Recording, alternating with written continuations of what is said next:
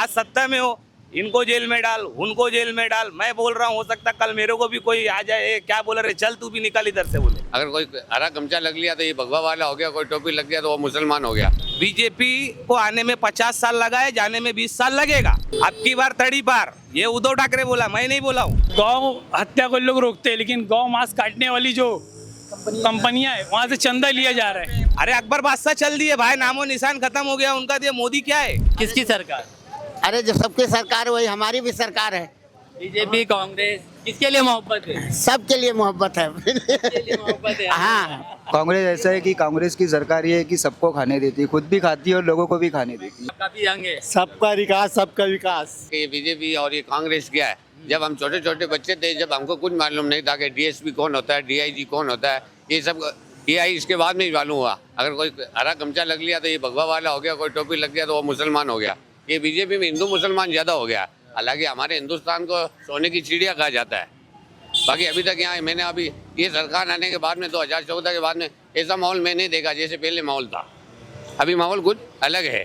जहाँ देखा टोपी, जहाँ देखा हरा पकड़ी। अरे ये क्या बात होगी? आप एजुकेशन पे बात करो, रोजी रोजगार पे बात करो। मामला अगर देखा जाए तो कोई भी सरकार हो, चाहे शिवसेना, बीजेपी, कांग्रेस, हर पार्टी कहीं ना कहीं धर्म की राजनीति तो करती है, उसके नाम पे वोट बैंक जमा करती है। कोई करती है। ये तो हर चीज में वही एजेंडा लेता है। हम अब की बार उनका हर इलेक्शन छीन लेंगे, आरक्षण छीन लेंगे, वो नहीं करेंगे, फलाना डिगड़ा, हर चीज बार बार करते हैं वो चीज। बीजेपी का मकसद यही है कि हिंदू मुस्लिम करना, हिंदू मुस्लिम करना।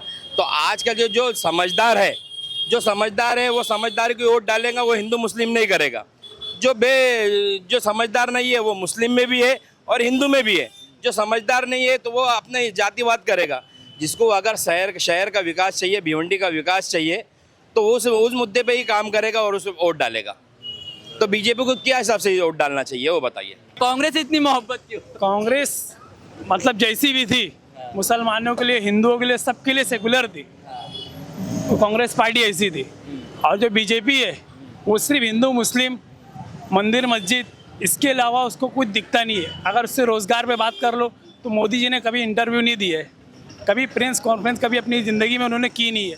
और की है तो उनके बताए हुए सवाल और जवाब वही हिसाब से मीडिया पूछती है कि आम काट के खाते हैं कि चूस के खाते हैं, आप बटुआ रखते हैं क्या, आप पर्स रखते हो क्या, ये सब पूछती है मीडिया। आप अक्षय कुमार का इंटरव्यू बात कर रहे हो। फिर और इलेक्टोरल बॉन्ड जो अभी नया अभी मुद्दा इतना बड़ा उठा है, कितना बड़ा घोटाला है। पीएम केयर फंड कितना बड़ा घोटाला है, इसके बारे में सवाल जवाब क्यों नहीं होता है? आज आप देख लो, आज कांग्रेस की सरकार में 60 रुपये लीटर डीजल या पेट्रोल था, आज 105 रुपये लीटर पेट्रोल हो गया है। तो ये किसकी बदौलत? 10 साल में कितना 45 रुपये बढ़ना, तो ये महंगाई है ना। और क्या मतलब? इलेक्शन के पहले 2-4 रुपए गिरा देना, बढ़ाना 30-40 है और गिराना सिर्फ 2-4 रुपया है, तो मतलब क्या है? और जैसे इलेक्शन गया फिर बढ़ा दिए भाव। और पाकिस्तान से इतनी नफरत करते हैं, लेकिन वहाँ की पाकिस्तान की कंपनी ने इन्हें इलेक्ट्रॉनिक बॉन्ड चंदा दिया है। गौ हत्या को लोग रोकते हैं, लेकिन गौ मांस काटने वाली जो कंपनियां है वहाँ से चंदा लिया जा रहा है। सेकंड नंबर पे भाई सप्लाई पे बीफ कर रहे हो, हमको एड़ा बना रहे। कई गौ हत्या की वहाँ मरी। यूपी आप चले जाओ, ये रिपोर्ट है आपके पास? हाय अरे भाई मैं खुद यूपी का हूँ, मैं अपनी आंखों से देख के आया हूँ। मैं पूछ रहा हूँ, मैं खुद यूपी प्रतापगढ़ का हूँ, मैं देख के आया हूँ अपनी आंखों से। उनकी जो गौ माता है जिनको हम बोलते हैं, वो कचरा खा रही, कचड़े में मर जा रही है। उनकी देखभाल कौन करेगा? लोगों के खेत चर जा रहे हैं, खेत खराब हो जा रहे हैं, लोग कितना नुकसान हो रहा है किसानों का, उनको कौन देखेगा? ये उनको नहीं दिखता है भाई, उनको सिर्फ वोट दिखता है और माल खींचो बस, गरीबों को मारो। क्या लगता है कांग्रेस अगर पावर में आती है तो महंगाई कम हो पाएगी या फिर ये जो अभी है वही फिलहाल रहेगी? देखिए भाई, महंगाई कम होने वाली नहीं है। हाँ, वो ऊपर वाला जाने महंगाई कम होगा कि नहीं होगा, वो सरकार जाने। लेकिन हम लोग का रोटी रोजी का सवाल है, कम से कम हम लोग का तो ख्याल करना चाहिए।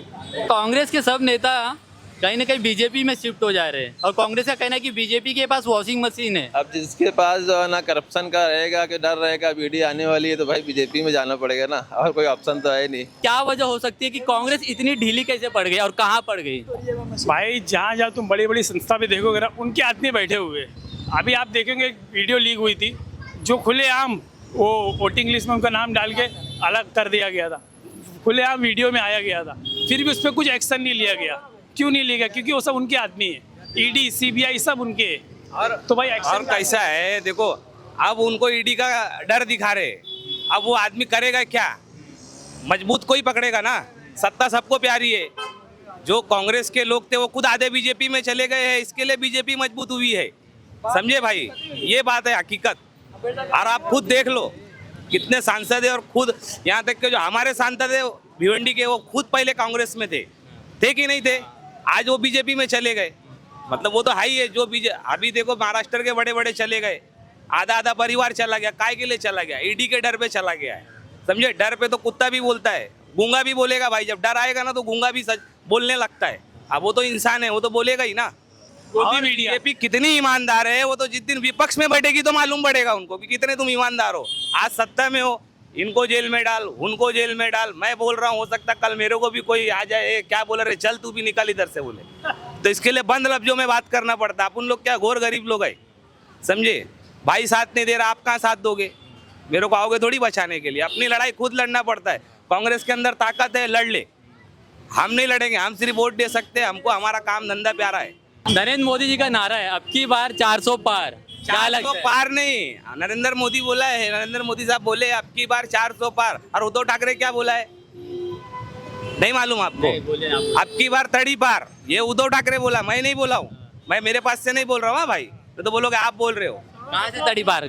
आप उनको पूछो, जो बोला उनको पूछो, मैं काय को बताऊं। बीजेपी 230 के ऊपर नहीं जा रही है।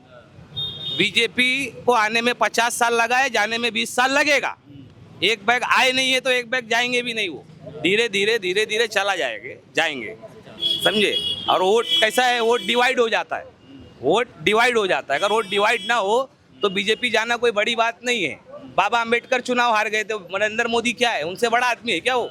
अटल बिहारी हार गए, बड़े बड़े पटेल हार गए। ये तो है कि आज कोई भी सत्ता में जरूरी नहीं कि वो हमेशा रहे। अरे अकबर बादशाह चल दिए भाई, नामो निशान खत्म हो गया उनका। तो मोदी क्या है? हाँ, वो माधवराव सिंधिया से हारे चुनाव, हारे कि नहीं हारे? फिर आप काफी मुस्कुरा रहे हो पीछे से, बताइए। अरे कुछ नहीं भाई, सब दूर है अपन लोग। इसको कोई भी है, कोई फर्क नहीं पड़ता। सब दूर है सब। ये राजनीति से दूर है भाई। अरे क्या बोले, के लिए मोहब्बत ज्यादा है। किसी से मोहब्बत नहीं भाई। पूरा नोट उनके पास है, पूरा वोट उनके पास है, पूरी गवर्नमेंट उनके हाथ में। मतलब जो रूलिंग पार्टी होती है वो, उसका रोल रहता है इलेक्शन जीतने में, ये बात आपको मानना पड़ेगा। हाँ, जो रूलिंग पार्टी है उसकी ताकत का फायदा रहेगा। आपकी जेब में 100 है, मेरी जेब में 1000 है, मैं आपसे आगे ही रहूंगा। ये तो है। तो मोदी जी को वही फायदा हो रहा है। समझे? आप छोड़ दो। और मोदी तो बोलते हैं हम तो वही कर रहे जो बोले। और सही बात है, कांग्रेस भी बहुत दादागिरी करी है, कम दादागिरी नहीं करी है वो। तो इनके ही सीखे हुए हैं वो। अब वो मतलब ये इनके ही पैदा किए हुए, इसके लिए इनको आज ताकत दिखा रहे हैं। कर्मा। हाँ।